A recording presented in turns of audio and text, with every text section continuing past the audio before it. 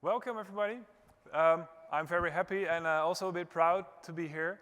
I came all the way from the Netherlands with a few of my colleagues who are actually here. So, hi all. Today I would like to talk to you a little bit about esports and the program that we are specifically running at this time at our school in the Netherlands. But first, allow me to introduce myself. In an esports kind of way. Oh, the volume should be up. It's better. Maybe I can make it louder. We are not really subtle in the esports world, so we try to do a lot with a lot of sounds and lightning. It's always cool. So I am 40-something, live in Rotterdam. It's in Europe. You may have heard of it. And I work at ROC Mondriaan. That's a vocational school in The Hague, in the Netherlands. And that's where I have a role as a project leader. And I mainly focus on education, innovation, and technology, and try to blend those topics actually together. And I do that from a place that we call it's difficult for you, you're going to learn some Dutch today. It's the Techniek, Innovatie, Huis.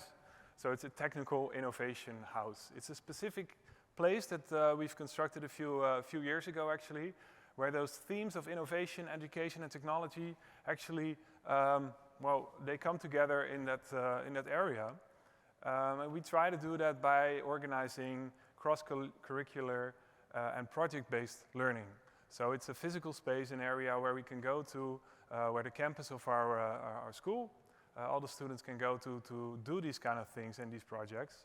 And it's all about experimentation and learning and trying new things, actually. So everything goes that doesn't fit in the regular school program or the curriculum.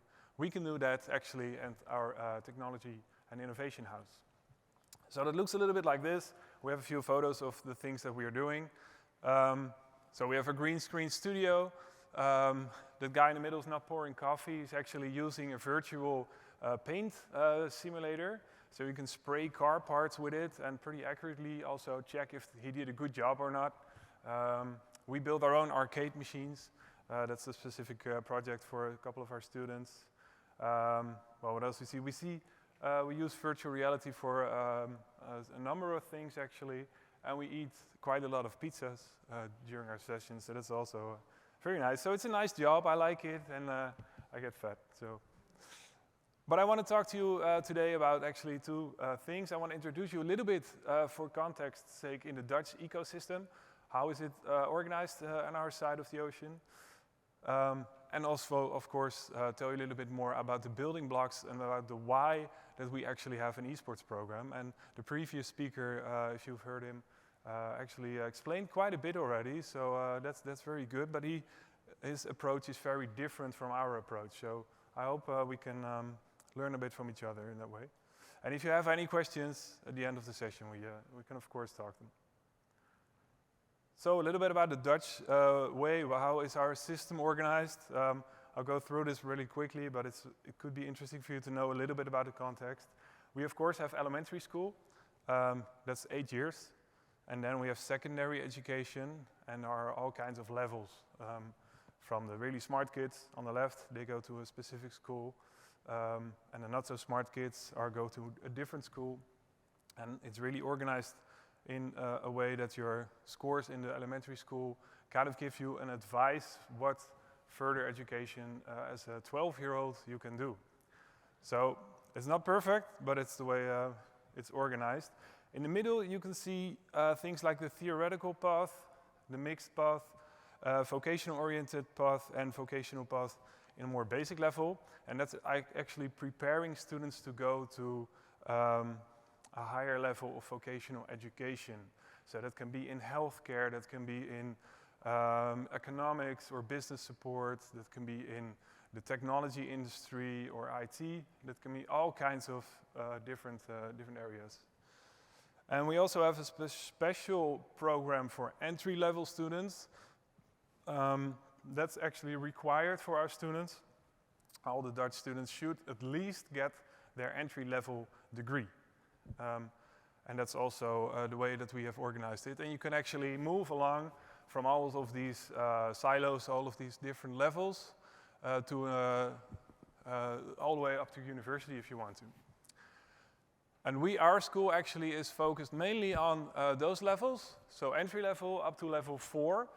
And as you can see, we have many of those levels, and we're already kind of structured like a game, so it's also really good to incorporate esports. It always helps.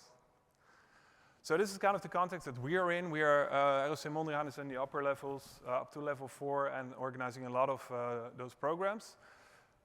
Next to our school, there are like 60 more of these types of schools in the Netherlands. We have over 500,000 of students, and an average school size of about 8,000 students per school. And we have over 200 different kind of tracks, from hairdressing to car mechanic, you name it, we got everything.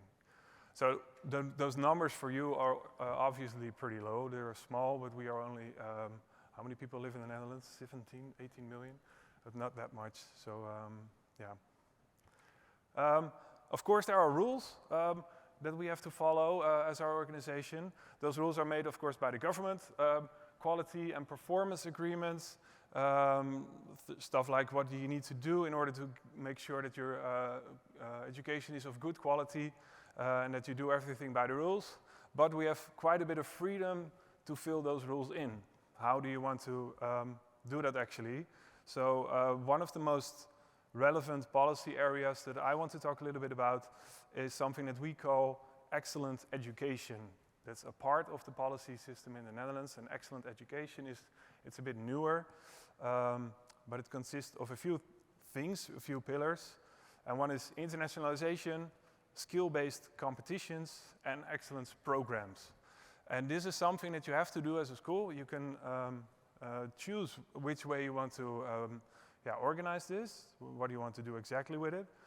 But at ROC Mondriaan, at our school, we actually have several of those excellence programs, very different programs, and we can decide how we want to organize them, what we want to do with the students, how we want to frame them, how long they take to complete. So this excellence program is actually based on the way that students dropout programs work in the Netherlands. There are a lot of investment on the lower side.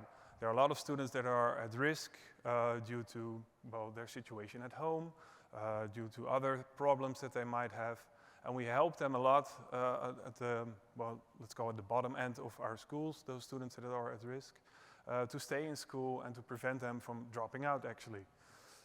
But we don't spend that much attention to the students that are actually doing well in school and are maybe even a bit bored because they are good students, they learn easily, but they just want to work in a specific area. So they get bored during the lessons or done really quickly with all their work. And also then they are at risk of dropping out of school because it's not fun and not engaging and not interesting enough for them. So that's why the excellence programs are there, specifically for these kind of students that are ready and able to get some extra load on their program next to the regular curriculum that we already have in place. So what do? We have an esports program based on that excellence program policy actually. So it's extracurricular, so that the students that are participating are doing this next to their regular schoolwork, so it's outside of the hours of their schedule. And we really like it to connect and engage with them this way, because it's really their passion, and like the previous speaker already said, it's really fun for them. And it's also a bit of marketing. For us, esports in the Netherlands is pretty new. The US is a lot more advanced in this area. But when students actually come from high school and they are orienting what are their plans for the next level of education, and they see that we have an esports program that's very interesting for them to choose for our school and not the school next door. So it's a good thing. And why esports? Are they not already gaming enough at home? There are also a lot of students that we've asked actually from, do you think it's a good idea that we as a school organize something around esports and gaming at our school? And we've had a lot of response. on that question. And also a couple of students that were pretty critical about it. Well, I don't know if that's such a good idea because I might get in trouble with doing my homework and my other work. But most students really liked it. And as you can see, this is just one of our students. He's so happy that he can game at school, and he really likes it. But that's just one of the reasons. The other reason is definitely that there are so many other skills that we can learn our students that are transferable not only in esports, but in also a lot of other fields. And this is actually based on a model of the British Esports Association that we've used. But things like teamwork, of course, leadership, communication, strategic thinking, all those kind of skills that you cannot learn from a book, but you have to do in practice. So this is very valuable skills that are also high in demand in other sectors. So like there are many roles in esports, many things that you can become if you follow these programs. Like a professional player, but that's really only for the happy few. That's a really small percentage of the people that are interested in esports, that are playing these kind of games, that actually make it to be a professional player. That is definitely also not the goal of our program. I will explain that a little bit more. But it's just one of the areas that they, of course, can compete in. But things like being a coach, a shoutcaster, being an analyst, or doing something in social media, those are all kinds of different roles. And there are, of course, academic links between those roles also. In the field of computer science, IT, regular sciences, engineering, all kind of topics that we teach at our schools that are also transferable to these roles inside the esports world, but also outside in regular, more traditional careers in technology and education, like cybersecurity, something that we are very familiar with at our school since we were hacked last summer by some kind of Russian organization, and we need to have more cybersecurity specialists in the Netherlands that can help us with these kind of problems. So yeah, maybe the esports program will contribute to that a little bit. And of course you have more general rules that also apply not only in esports but also in very different industries and worlds like marketing, advertising, PR. This way we can actually get students in a way that they find interesting. And this is kind of the starting point that we had to build our program. So what did we want to do with our students? Well, we actually made a program that's based on 5 modules. We did that with an educational advisor and some people from the industry. And what we did, we made a program that lasts for around 1.5 years. And it's based on 5 modules, starting from an introduction program to esports. We talk about skills and strategies. What do we see in kind of different sports? How does that translate to esports? All the way up to organizing their own event. That's like the theory modules that they get. They get workshops. We go on field trips. We get experts from the industry to come to school to give them a workshop of an hour or just talk with them, have a session with them. And then there is a layer of teams. And the teams themselves apply everything that they hear and that they learn about in their own team that they create. So they can learn about social media, or they can learn about how to stream their sessions, their gaming sessions, or how to be better at certain games. And they have to apply that and coach their own teammates actually in that role. And furthermore, we are supported actually by a group of students of, that's what's it called again? In the Netherlands, it's like your bachelor level students. So that's applied science level. And those students are from different schools, and they support the teams and the esports students with things like well-being, sports programs, nutrition, sessions about gaming addiction. How does that work and what does it do with your brain if you game like 8 hours a day? And is it a good idea to drink only Red Bull and eat M&Ms while you game? Or maybe you should change your diet a little bit to perform even better. We also work together with the University of Twente.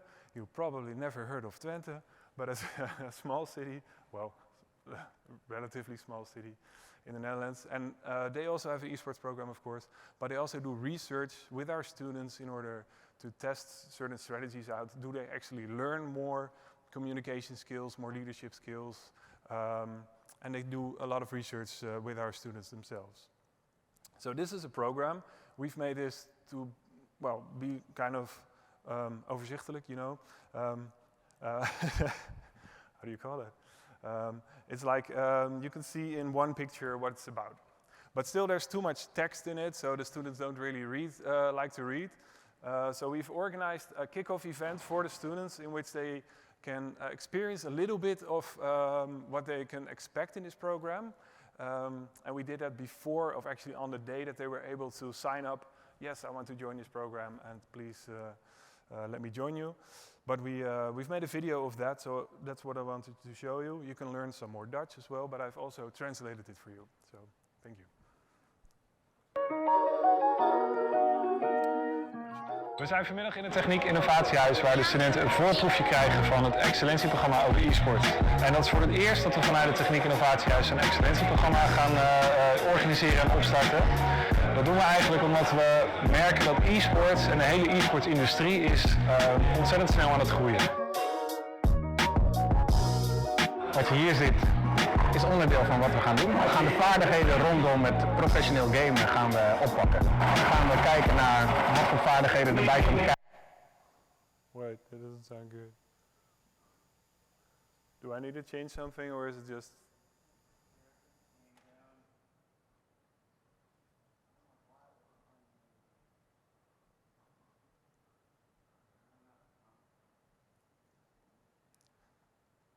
Oh, you can't understand it anyway, so you can just look at the pictures. It's fine. Read it.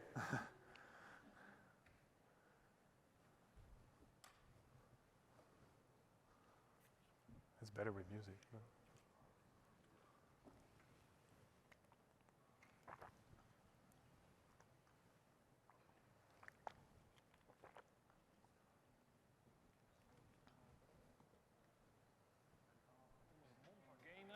Kunnen we ze stiekem eigenlijk heel veel leren over allerlei andere vaardigheden. Zoals samenwerken, communiceren, leiderschap.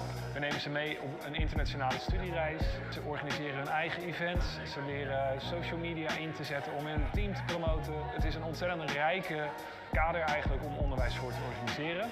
Het voorproefje nu bestaat ook uit heel verschillende activiteiten. Een stukje gamen, maar ook fysieke activiteit en virtual reality, allerlei nieuwe dingen. Het programma lijkt me heel leuk, het is heel erg innovatief, het is heel erg modern en bij de tijd. En het staat heel erg aan waar de jongeren zich tegenwoordig ook echt mee bezighouden. Dus het is ook iets wat je later veel kan doen. Ik kijk veel pro-toernooien, ik vind het leuk om zelf te gamen. Ik heb heel veel uur ingestoken. Het lijkt me wel wat om een baan te hebben later hierin. Het is gewoon online en social media. Ja, dat vind ik wel vet. Vanaf dit moment kunnen studenten zich daarvoor aanmelden en inschrijven. En we hopen op heel veel aanmeldingen. En we gaan in januari starten met een select groepje van ongeveer 24 studenten. En die gaan onze eerste e-sporters worden van Mondriaan. Okay, I'm so curious how that sounds, the language sounds for you, but it must be weird. No, what you could see were a lot of happy students. They were gaming, they were testing all the stuff out. They were really excited to join up. So that was a great success actually. So we wanted to talk a little bit about how do we organize it, who's in charge, who is organizing this. You saw Ernest already in the video. He's our esports manager. He's not coaching the students on how to perform better in the games, but he's just like helping them and structuring the events that they are organizing, the workshops that they're getting. So he's more a guidance counselor in that way. But he's the manager of the teams. And those teams are also supported by all kinds of experts that we fly in, and we organize tournaments with them. The lifestyle coaches that were also other students from other organizations. And we do all kinds of different activities with them.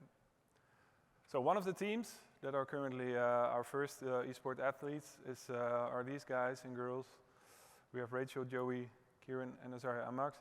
And it's a real diverse team, as you can see. They're really a mixed group of people.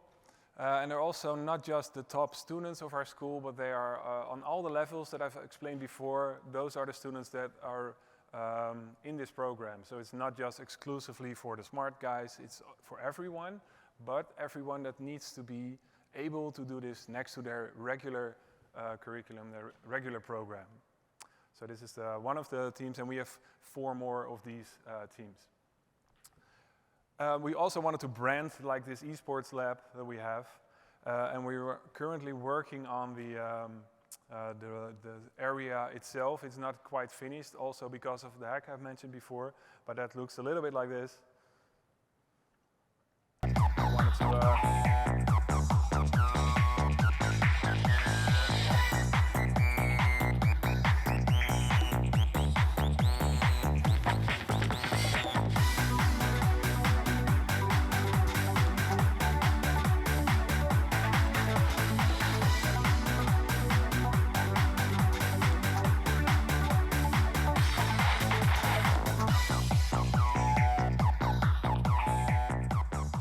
So it's not 3,000 feet of esports goodness, but it's a small classroom actually that we wanted to give a look and feel. We're just starting with this, but make sure that the students know that we're serious about esports. It's not just a classroom that we dump them in that's used for regular Dutch classes or English classes, but we really wanted to give them the full esports experience this way. Also, we're creating these jackets for them and well, making sure that they feel like special and represent our school at events and well, get them in the right mood for this. So we have a lot more plans in the future ahead, in the road ahead. We want to, of course, build this further. We're now only with 24 students, so it's really small, really beginning baby steps. But we definitely see a lot of potential in this for learning the students secretly a lot more skills and things than just gaming. And yeah, that's actually what we are doing right now. So I wanted to thank you for being here.